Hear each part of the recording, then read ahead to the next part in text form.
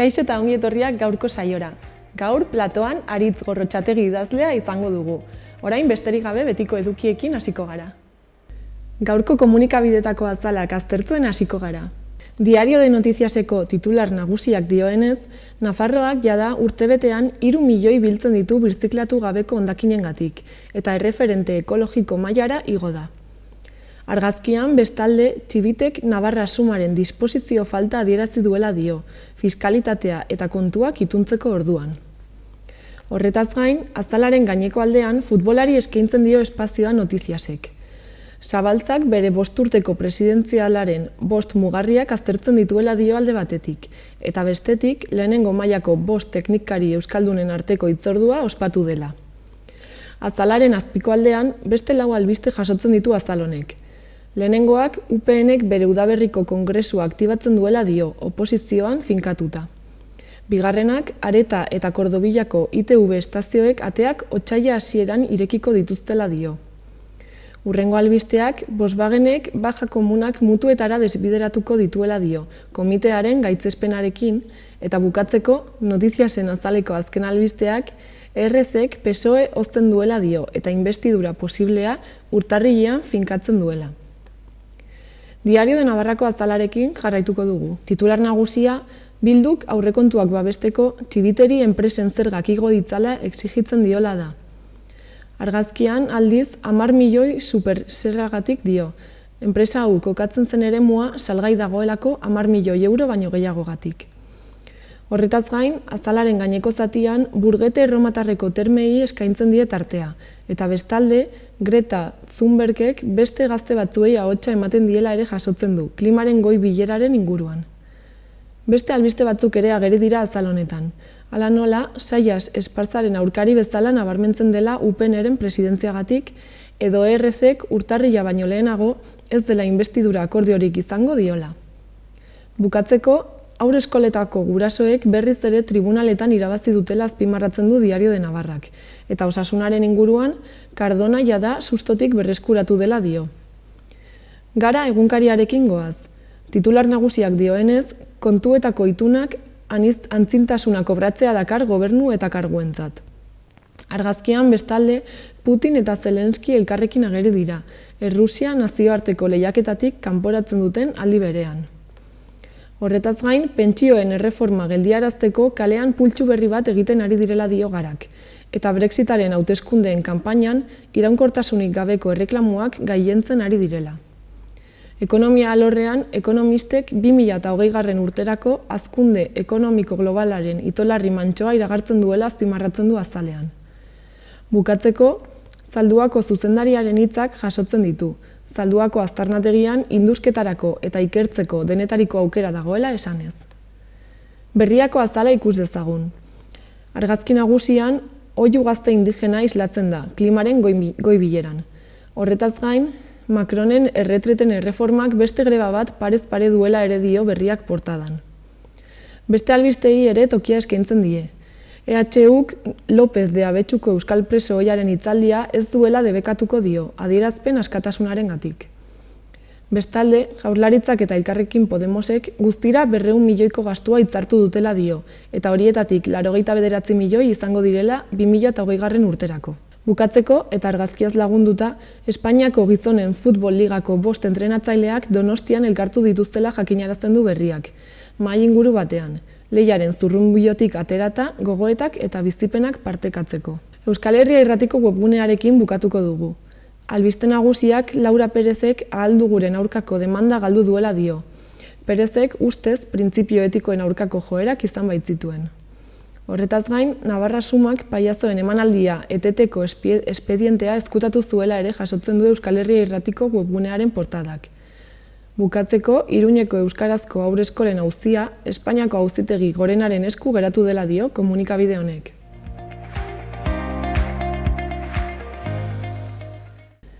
Gaurko eta biharko eguraldiaren iragarpena ikusiko dugu orain. Gaur abenduaren 10 giro lasaia izango dugu, eta ateri eutsiko dio. Horrekin batera, temperatura maksimoak pixka bat igoko dira. Ostarte ederrak izango dira, batez ere goizean. Arratsaldean, erdi mailako hodeiak eta goi hodeiak ugarituko dira. Haizea hego-mendebaldetik finkatuko da eta epeltzen lagunduko du. Arratsaldetik aurrera, haizeak indarra hartuko du. Bihar, abenduaren 11an, euritara joko du. Goizean goiz, fronte bat iritsiko da. Zerua estali egingo da eta euritara joko du denean. Euri gehien goizean espero dugu, eta orduan elurkota 1100 metro inguruan egon liteke. Haizea ere zakartu egingo da. Mendebal ipar-mendebaletik joko du, eta kostaldean bolada gogorrak espero dira. Temperatura maksimoek behera egingo dute, eta 8 eta 12 gradu artean geratuko dira. Gaurko efemerideak ikusiko ditugu. Gaurko egunez, 1886 urtean, Alfred Nobel kimikari eta ingeniaria dinamitaren asmatzailea eta Nobel sarien sortzailea hil zen. Egun berean, baina 1958 urtean, Nazio Batuen Asanblea Orokorrak giza eskubideen aldarrikapen unibertsala aldarrikatu zuen.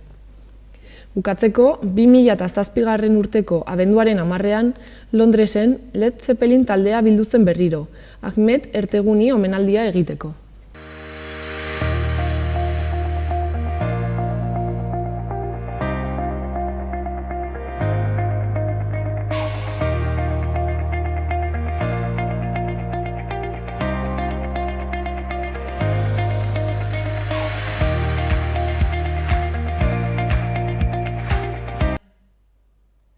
Gaur gure platoan Aritz Gorrotxategi dugu.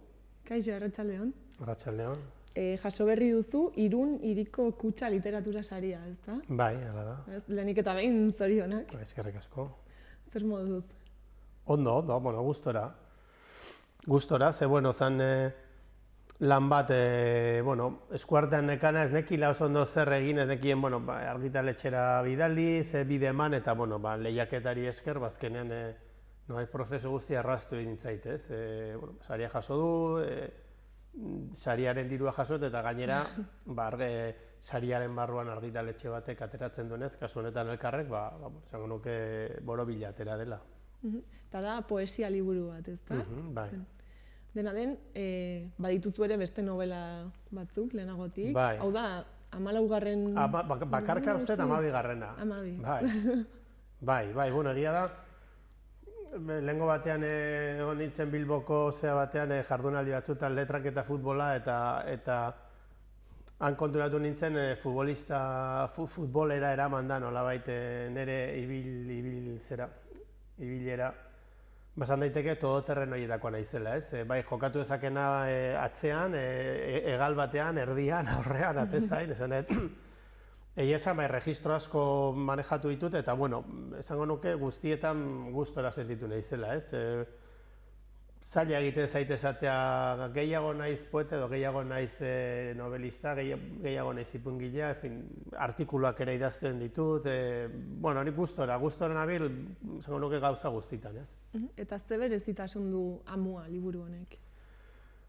Berezitasun bezala, esango nuke aurreko liburuak, aurreko 3 liburuen kezken aldetik antzeko gaia dira, esango nuke gai unibertsala direla, ez? Maitasuna, heriotza, bizitza, denboraren joana, baina bai esango nuke aurreko liburekin konparatuta diferentzia nagusia da, behar bada aurrekoak ukitu filosofikoagoa zuten, aipamen gehiago zuten, aipamen joko metaliteраrio gehiago zuten, eta hau esango nuke zuzenagoa dela, ez, argiagoa. Apustu bat egin dut, nolabait, esango nuke gauza garrantzitsu edo sakonez hitz egiteko, baina aldela, esango nuke neurri eta doinu zuzen eta hurbilagoetan, ez. Eta behar bada berezitasun nagusia hori da, ez. Garrantzi bereziago eman dio dela doinuari, musikalidadeari.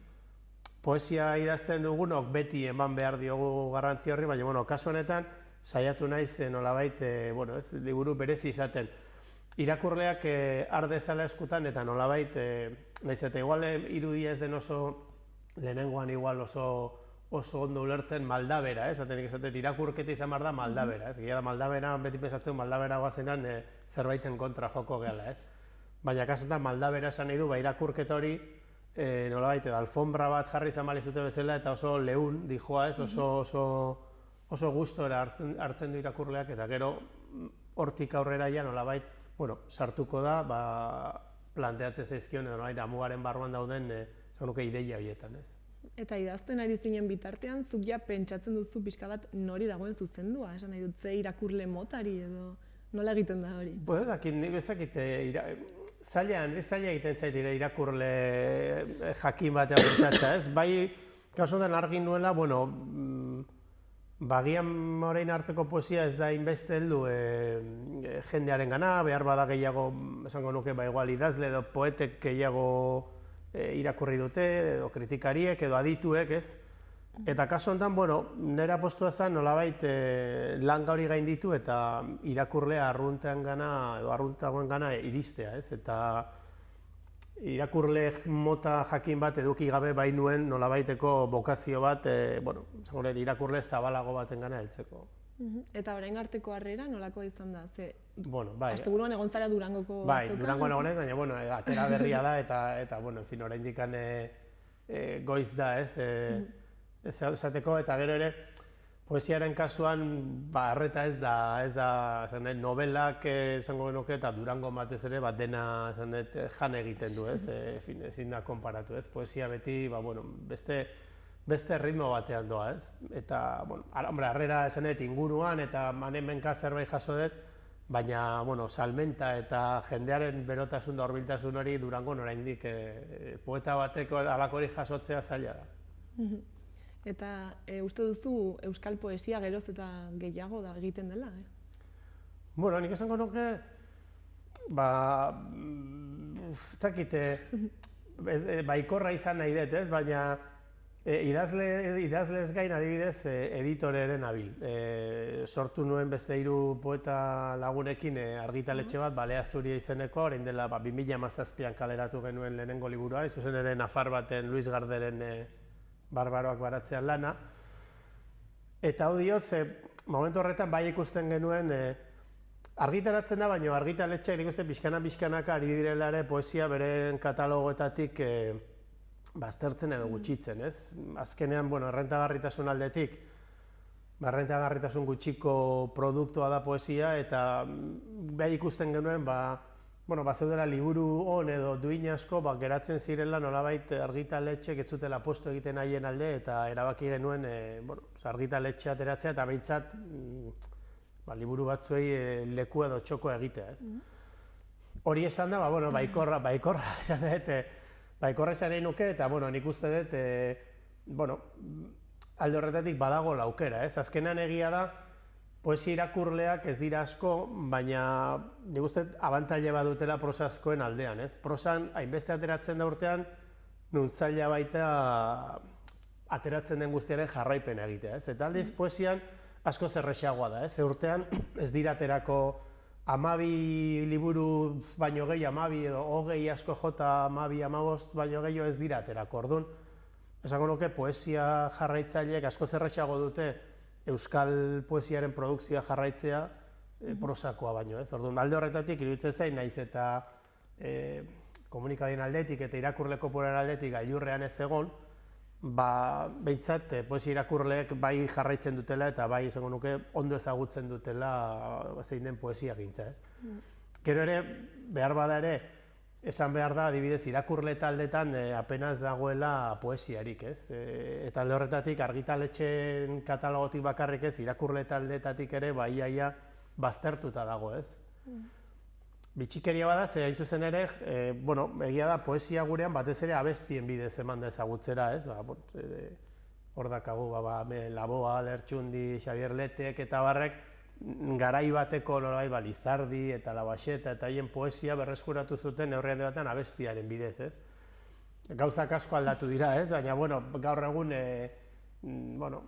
zaila dago, ez? Poesia, gero, sartzen bagera aurra handitan, bertsolaritza dakagu, ez? Esango nuke, badago lalako kompetentzia zuzen bat, ez? Kakotxe artean, ez? Jendeak orduan nik uste nahiago izatuela, errexago jotzen duela bertsolaritzara, ze azken batean bertsolaritza momentuan egiten da, momentuan jasotzen duzu, ikuskizunetik hurbilago dago, lehiaketa ere badago, eta poesia esango nuke balde horretatik, poesia mantxoagoa da, dortoka bezala doa, ez dago txalo zinguratua, ez dago foko zinguratua, baina bere bide egiten doa, eta azkenean nik uste dut, gauzak neurtu behar direla, ez, epe luzera, ez, eta, bueno, nik uste poesia dena maratoia dela, eta maratoi horretan, pixkana pausoak ematen jutea garrantzitsua da. Eta zergatik uste duzu jendeari kostatzen zaiola gehiago poesia irakurtzea novela bat baino? Nik uste, azteko gogoratzen naiz eskolan, behin baino gehiagotan kontatu eta baina literatura ematen genuenean gogoratzen naiz Matxadoren poema bat tokatu zitzaigula azterketa batean, eta zeiten gizango nitu, ez dakit, 16 urte edo horrela, eta nik interpretazio bat egin nuen. Eta irakasleak, suspenditu egin zuen jende mordoa, behartzen interpretazioa edo egokia zen interpretazio ez genuelako egin. Eta, ni nolabait pixka eta zerretu nintzen da zunek irakurri dut, eta interpretazio koherente bat egin dizut. Eta berak esan ziabe, baina Matxadok ez zuen hori esan. Eta, nik orduan botan leporatu nio, eta zuk nola dakizu ze esan nahi zuen Matxadok, ez? Eta geroztik beti geratu zen sentsazioa, poesiarekin badago alako zea bat, ez? Poesia irakurtzen da buruketa bat balitz bezala, ez? Ze esan nahi ote du poetak, ze eskutatzen ote da hemen. Eta jendeak irakurtzen du alako klaben bila eta nik uste hor galdu egiten dela, ez? Batetik, ze poesia mota den arabera ere, batzutan klabe oso pertsonalak daudelako, eta oso zaila da poema bat euneko eunean ulertzea, ez? Eta ez den poema oso zuzen eta oso argia, ez? Baina nik uste hor gakoa dela poesia musika bezala ulertzea. Hor badago, justo Cervantes saria jaso duen Joan Margarit poeta katalanak esaten du poesia, poesia liburuak partiturak direla. Eta irakurleari dagokiola partitura horien musika ateratzea, ez? Eta oso irudi egokia iruditzen zait, ez? Eta nik beti gomendatzen dut hasi poeta batekin eta gustatzen bazaizu segi, eta ez bazaizu gustatzen edo espaziaren munduan sartzen, saiatu beste batekin, eta saiatu beste batekin. Eta azkenan topatu zure gustoko poesia. Egongo da jendean nahiago duena poesia zuzenagoa edo argiagoa, eta beste irakurle batzuen nahiago izango dute, ez dakit, irudi edo lirismoz betetako, irudi bereziz edo metaforaz edo lirismoz betetako poesia, ez? Orduan, nik uste aukera hori dela, ez? Eta erronka nagusiena da gainditzea beldur hori, ez? Jendea poesia hurbiltzen denean, sentsazio daka, ez dut ulertu, ez dut piperrik ulertu edo, ulertu bakarrik. Baina nik uste niri gertatzen zaitera askotan, bode poeta batzuk, zailagoa direlako, ulertzen duzu zati bat, ulertzen duzu irudi bat edo pasarte bat, baina pasarte horretan topatzen dut zerbait, ez? Topatzen dut hor distira bat edo zerbait iradokitzen didan irudi bat edo gogoeta bat edo irudi eder bat, eta horrekin konformatzen naiz. Horregatik esaten, poesiera hurbildu behar da musika bezala. Askotan inglesezko abestiak gazteagotan kantatu ditugu jakin gabe zer esan nahi zuten eta unkitu egiten ginen, ez? Edo musika klasikoa entzuten dugu eta naiz eta hitzik ez egon unkitu egiten gara, ez? Eta nik uste pixkat poesia enfokeak hori izan behar duela, ez? Poesiera hurbildu musika bezala eta pixkat hitzen nolabaiteko musikalidade hori eta hitzen arteko joskerak eta irudiak horien bidez gozatu. Beraz, jakin behar da pixkat irakurtzen, ez? Da, irakurlearen predisposizioa. Egia da poesia alde horretatik exigenteagoa dela, ez? Hori egia da, baina, nik uste beldurrak kendu behar degula, ez? Ni harritzen naiz askotan, nik uste jendea, Seirun Orrialdeko novela batekin doala edonora, eta egia da ez dakagula inbeste denbora irakurtzeko, eta adibidez, bideian, trenean, autobusan goazela edo gauean, irakurri nahi degula, poesia oso egokia da adibidez, ez? Esatezu, ni 20 minutu dazkat, eta nahiago 6-8 poema irakurri, edo nahiago narrazio labur bat irakurri, baina jendeari novela, ez dizaten den novelak abitatzea gustatzen zaiola, ez? Novela bada, kanpamendua jartzen duzu, novela bat hasten duzu, eta nolabait pasatzen dituzu, aste bat, 2 aste, 3 aste, novela horren munduan akanpatuta, ez? Eta badirudi jendea nahiago duela hori, ez? Niri aldiz gehiago gustatzen zait hori, baina eraberan asko gustatzen zait, tarteka ez, atitxotan, dazkazun tarte libroietan ere, poesia irakurri, eta irakurri duzun horri gero bueltak ematea. Eta adibidez, liburu hontan, zuk noiz erabakitzen duzu bukatuta dagoela? Ze poesiarekin gainera oraindik zailagoa da, ez? Esan nahi dut, beti jarraitu dezakezu sartzen. Nik uste dut gaina azkenan idazleak orokorrean liburuak argitaratzen ditugu gainetik kentzeko, bukatzeko. Bestela ez ditugu inoiz argitaratzen. Jarraitu genezake, hemengo poemak hemen 6 hilabetetara hartuko banitu, hasiko nintzeteke berriro zuzenketak egiten, berriren bat gehitzen. Baina baina baritzen duen, osotasun hori bazuela, ez?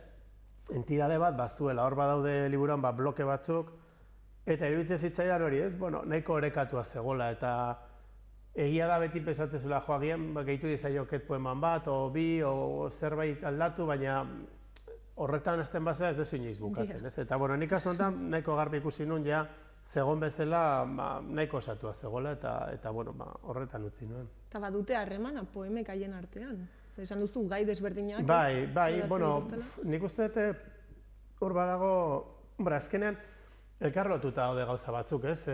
Maitasuna eta bizitza elkar lotuta daude, heriotza eta bizitza ere, orduan itsasoa adibidez asko agertzen da. Baina, bueno, itsasoa izan daiteke ere, nolabait, etengabe aldatzen doan zerbait da, ez? Eta bizitza ere etengabe aldatzen doa. Orduan, nik uste dut, gaiak itxura batean banatuak izan arren, ezberdinak izan arren, beraien artean badaudela zubi batzuk, ez? Badaude nolabait barruko ari bat, ez? Eta barruko ari gutxi batzuk badaude, ez? Nik uste liburuan zehar errepikatzen direnak eta osotasun ematen diotenak.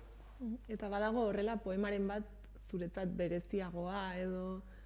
Bueno, batez ere hor badago liburuaren azken partea heriotzeari eskainia dago, ez? Eta hor badaude, bueno, hiru poema esango nuke, ez? Bata, nik aita ganun orain dela 24 urte, eta, bueno, ari poema bat idatzi diot, ama orain dela 3 urte galdu nuen, eta ari beste bat, eta aurten gure arreba hiltzan, eta, bueno, izan da nahiko kolpe gogorra, ez? Eta orduan, bueno, azken zati hori oso berezia da, ez? Oso pertsonala, ez? Egia da, orain arteko liburuetan ez dudala gehiegi hitz egin nire buruaz, ez naiz, poesia idazten dudanean batez ere ez naiz oso, naiz eta gero ere kontraesena dirudien, ze azken batean poeta biluztu egiten da, ez? Baina, bueno, ez ditut erabili erreferente, esango nuke, biografiko asko, ez? Idazterak orduan, eta kasu honetan, azkeneko atal horretan badaude, ez? Erreferente autobiografiko batzuk, niretzat pixu handia zutenak, eta, bueno, liburuaren bukaera hori berezi egiten dutenak. Beraz, liburu hau ere horregatik da desberdina, ez? Bai, eta gauza asko elkartu dira, ez? Itsasoa aipatu dut, baina, karo, itsasoa, ez da itsasoa bakarrik, ni adibidez, Grosek Donostiko auzo batean jaio nintzen, Gros eta itsasoaren zati bat ikusten genuen etxetik, eta orduan, gu udarean ez ginen oporretara juten ez dakin ora, beti hondartzara joaten ginen, edo Grosera, edo Antiguoko hondarretara, ez? Eta gero, lauan aiarrebak igeri egiten genuen talde batean, igeriketa talde batean, eta, en fin, portadako nire arreba, pilotzeko bat eukizuen igerilekuan, igerian ari zela, eta orduan oso garbi ikusi nuen portada ere nolabait igerilari bada, ez, emakumezko bat, eta neurri batean hori, ez, hor badago lotura bat, ez, itsasoa dago, baina itsasoa ere nolabait oso lotuta dago nire haurtzaroarekin, oso zaila da nik beti esaten brometan, bueno, mendia gustatzen ze, baina oso zaila da nik mendira eramatea, ni askazerrexagoan da itsasora, ez. Eta, orduan, bueno, hor badaude gauza batzuk, lehen esan bezala, ez, itsasoa agertzen da, baina itsasoaren nire haurtzaroarekin lotuta dago, nire sentimendu eta gogorapen askorekin, ez, eta, bueno, azkenean, esan bezala horrek berezi egiten du, ez, eta, bueno, portada ilustrazio horrek, oso ondo laburbiltzen ditula liburuko gauza asko, ez. Eta izenburua ere itsasoarekin lotuta dago. Bai, lotutakoa da, ez, azkenan ere, bueno, esango nuke, amua, badago liburuan, egia da, badagola liburuan neurri handi batean halako filosofia bat, ez, nolabait, esango nuke araindia eta harago dauden gauzak ukatzen dituena, esan nahi dut norbait hiltzen da eta, bueno, norabaitea jungo da, berraragituko da, liburua oso ezkorra da zentzu horretan, ez, eta oso mesfidatia da, adibidez, Jainkoarekin, Aberriarekin, olako ideia handiekin oso mesfidatia da, ez, egia da azkenan, esango genuke horratzean dagoena da, ez, bueno, salbatzen gaitu emakarra dela maitasuna eta lagunak, ez, maitasuna eta lagunen, baratzetxo bat egin, ez nolabait gertatzen denari bizkarra emateko, baina bai nolabait sustraia nagusiena hori delako, ez.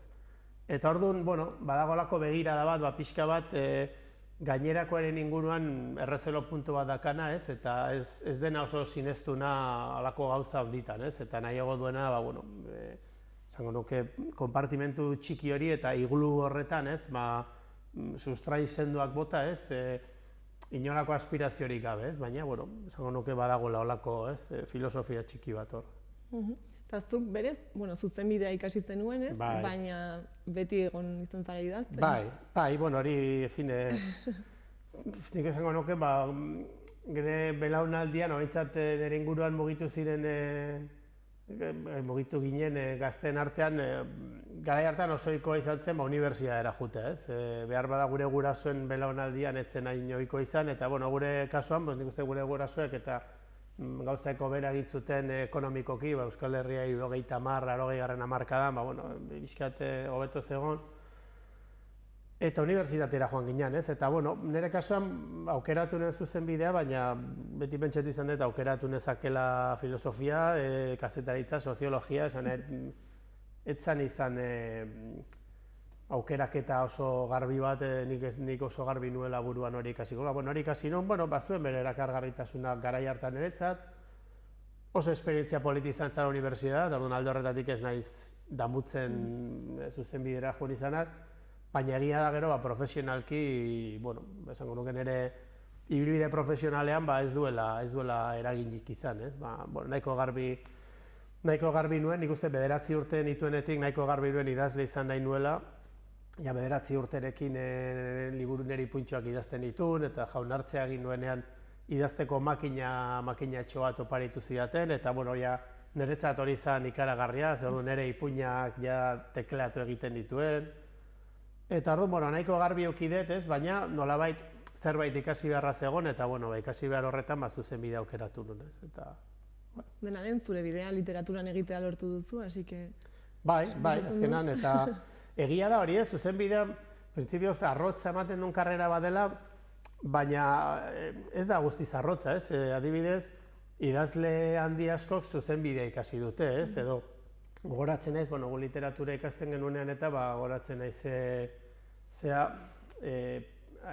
Pérez Galdós, beti ikasten genuenean eskola esaten zuten, Pérez Galdósek zuzenbidea ikasi zuela Madriden, baina klasetara joan ordez, ibiltzen omen zen kaletatik gora bera, nolabait Madrid ezagutzen, ez? Eta, hori oso figura literarioa zen, ez? Niretzat, ez? Orduan, ikusten nuen bazeudela zuzenbidea ikasi zuten idazleak, baina, ez, literaturekin oso harreman estua zutenak, ez? Eta eraberan, zuzenbidean azkenan idatzi egin behar da, eta kontatu egin behar dezu, kasu bat kontatu egin behar dezu, azaldu egin behar dituzu gauzak, eta nik uste literaturarako azkenan baliagarria dela, ez? Behar bat ez hainbeste poesiarako, baina narrazio gintzarako adibidez, nik uste garrantzitsua dela, ez? Jakitean noiz, nola, nun, zer, ez? Hori dena nolabait antolatzeko, eta batzutan tokatzen zitzaizkigun praktikak hildo horretan zijoazen, ez? Orduan, nik uste bere apurtxoa edo bere emango zidatela, ez? Eta, kendu desde luego ez du kentzen, ez? Nik uste ikasteak eta kazetaritzak eseko izan banu, esango nizuke, segurona, kazetaria bezala jakin behar dela, ez? Objektiboa izaten eta albistea kontatzen, eta azken batean ere, zuzenbideak kasu hortan erredakzioarekin ere zerikusi handia du, ez? Azkenean, defenditu behar dira esandakoak akusatuak, edo kasua planteatu behar dira, eta historia bat kontatu behar da, ez? Eta, nik uste hori lagungarria dela beti idazlearentzat. Eta zuk beti idatzi izan duzu euskaraz?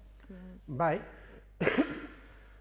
hori kasu, nik etxean nik beti esaten dut, euskara dela nire aita hizkuntza, nire aita zen euskalduna eta nire amak etzekin euskeraz. Eta orduan etxean bi hizkuntzak eduki ditut, ez? Eta idazten hasi nintzanean, nik uste, suerte handia eduki nuela, gaur ez bezala esango nuke, ez? Suerte eduki nuen, guk 17 urte genituenean, eskolan derrigor irakurri erazten zizkiguten, horatzen naiz, Obabakoak, edo Sarrien Haindia, edo Historiaren Egunkari Ezkutua, esanet, orduan asko zaletu nintzen ere, ez? Egia da, literatur zaletasun hori berez banuela, ez? Eta nik uste dut, momentu hortan beti pesatu dut, ez? Euskerak behar handia duela, ez? Edo, egon da olako, ez? Ez dakit irudia oso egokia den, baina beti pesatzen dut, bi seme-alaba badazkazu eta bigarrena jaiotzen bada, seguruke, gabezia batekin edo urritasunen batekin, biak maite dituzu, baina nolabait urritasuna duen horren gainean gehiago zaude, ez? Eta euskararen kasuan naiz eta ez izan zentzu horretan urritasun bat, egia da, beste egoera batean dagoela, ez, gazteleraren ondoan. Eta orduan, bueno, oso garbi hartu nuen erabaki bat izan zen, baina etzen izan erabaki bat, ez nintzen egon urte luzez edo hilabete luzez gogoetan eta natural atera zitzaidan, ez? Oso berez ikusi nuen, nik euskaraz idatzi nahi nuela, eta bueno, euskaraz idatzi dut, eta esan dut hori, euskaraz idatzi dut, baina egia dere, azkenan elikatu ere askotan kanpoko zerbait irakurri nahi bazenun, kanpoko literatura beti gaztelerara jo behartzen, ez? Eta gaur egun oraindik ere, baina gutxiago, ez? Esango nuke itzulpen gintzen ere bidea handia egin dela, oraindik egiteko dagola, baina, ederra litzatekeela, ez? Bide hori eginago egotea eta horretan erreferentzia eta liburu handi asko euskeraz egotea, ez? Naiz eta gero, sorona jendeak ez ditu irakurtzen, baina ni naiz pentsatzen duen horietakoa, ez dakit, adibidez, Moby Dick euskeraz egon behar duela, edo Gerra eta Bakea euskeraz egon behar du, edo, ez dakit, bauda hainbat liburu, seguro que literaturen historian garrantzitsua direnak eta oraindik euskeraz ez daude, ez? Ulises, adibidez, orain dela, Joyceren Ulises orain dela gutxi kaleratu zen Olarraren itzulpenean. Bueno, mugarria dira, gertatzen da gero igual hori ateratzen da eta ez du inork irakurtzen, ez? Ez du inork irakurtzen, orduan, horren aurrean ere ez dakizu zer, baina, aukera egon behar da, ez? Eta nik uste dut, asko aurreratu dugula zentzu horretan. Beraz, etorkizunari begira, jarraituko duzu idazten, eta euskaraz. Bai, beti esaten den, naiz persona bat barrutik oso eszeptikoa, baina izakera zalaia. Orduan, beti uztartu behar ditut bi gauzaiek, ez? Beti gauzen aurrean ezkorra naiz, baina gero oso laia, laia naizela, ez? Horrek orekatu egiten hau, ez? Orduan horregatik, beti ikusten dut gauza, ikuspegi ezkorra ikusten dut, baina gero ere badakit baikorra ikusten, ez? Eta nik uste, jarraituko detala, ez? Bada planteamendu behatia nire buruari ere egiten ez dio, danez ere jarraituko eta euskeraz idazten, izan ez dio nire buruari planteatzen, ez, idatziko dut erderaz, idatziko dut, ez, jarraituko eta euskeraz idazten, ez? Egia da gustatuko litzaidakela, agian, lan batzuk, hobintzat zenbait lan, agian gaztelera itzultzea, edo frantsesera, polita litzatekela, leure lan batzuk beste hizkuntza batean ematea, ez? Poema liburu bat bai argitaratu nuen gazteleraz, itzulpen bat zan, euskeraz argitaratutako liburu baten itzulpen bat, eta, esperientzia politi izan zen, ez? Nik uste, aurrenantzia gertatzea, denbora oki behar dezu, itzultzen hasi bartzea, edo horretan murgildu bartzea, eta, aurrerago egokituko zait. Orain, liburu hau aurkezteko baduzu zerbait? Pentsatuta, esan nahi dut, Durango aparte, ja pasa dela? Berez, neko, liburu xelebra eratzetzu horretan, normala liburuekin egiten da prentsa horreko bat kazetarien aurrean, ez? Baina, kasu honetan, elkarrek atera du, baina, kutxa ere bada, ez? Kutxa da liburuaren ere, esango nuke, arduraduna edo, ez? Eta behar bada hitz egiten ongea, eta prentsa aurrean zerbait egin hainbeste ez, baina agian behar bada irakurle eta lagun eta poesia zalentzako zerbait agian pensatzen ari gara egitea. Aurkezpen bat behintzat formala ez bada ere, behintzat liburuaren aurkezpen bat o irakurraldi bat. Ez dakigu oraindik nun egingo dugun ze lekutan, baina nik uste dut urtarrilea inguruan zerbait egingo dugula. Bale, eta ez dakit zerbait gehiago gehitu nahi duzun, ala besterik gabe? Nik uste nahiko... Jende animatu da dira erostera, ez da? Bai, batez ere, esan dakoa, pixka bat, poesiarekin egun muga edo beldur hori, beldurrik gabe alde batera botatzeko, saiatzeko irakurtzen, eta esan dakoa, poema batek edo poeta baten poemek harrapatzen ez badute irakurlea, alboratu ezala oraingoz, beti esan dut oraingoz, agian hemendik 10 urtera, egia da hori duela ere ederra poesiak, agian liburu batzuk momentu batean irakurtzen dituzu eta ez dizute gehiegi harrapatzen eta handik 10 urtera bai, orduan, oraingoz behintzat alboratu ditzatela gustoko ez dituzten poetak eta bilatu ditzatela gustoko poetak, ez? Egunero azken, egunero ez dut esango egunero irakurtzen bazu, hobeto ez, zentzu horretan. Baina, behintzat, tarteka, tantaka badare, saiatu daitezela, ez? Poesiara hurbiltzen eta zerbait irakurtzen. Ez isteko bateak, ez? Hori da, bai, eta gero, egia da azkenan, entrenamendu moduko bat behar duela, ez? Poesiak batez ere poesia lirikoagoa bada eta irudiz josiagoa badago, esango nuke entrenamendu moduko bat behar duela, ez? Irakurlea ere murgildu egin behar da mundu horretan, eta pixkat burua eta zentzumenak zabaldu behar ditu, ez? Gero, irakurriko dituen irudi horiek nolabait ondo zabaltzeko eta ondo bideratzeko, ez? Eta orduan, irakurtzearen irakurtzez, nik uste bere pixkanaka eskuratzen den zerbait dela, ez? Beti, da azkenean, ura hotza dago, ez? Eta ikutu eta hotza badago ez da izartzen, baina gero behi sartuta urrotzean, egia da, egokitu egiten zerela, gaur 2 minutu sartuko naiz, bihar, Donostin eta kostaldean okar badago jendea, ez? Hola, negu gorrian uretan sartzen dena, ez? Eta diotenez oso omen da osasunarentzat, ez? Orduan, uste hori da trukoa, ez? Edo trikimailoa, ez? Sartu gaur minutu bat, bihar 2, etzi 10, eta, Eta gero ja ez dut atera nahi. Pixkana, ohitu eta egokitu, bai. Mila esker Aritz, hona etortza batik. Ongi izan. Berdin.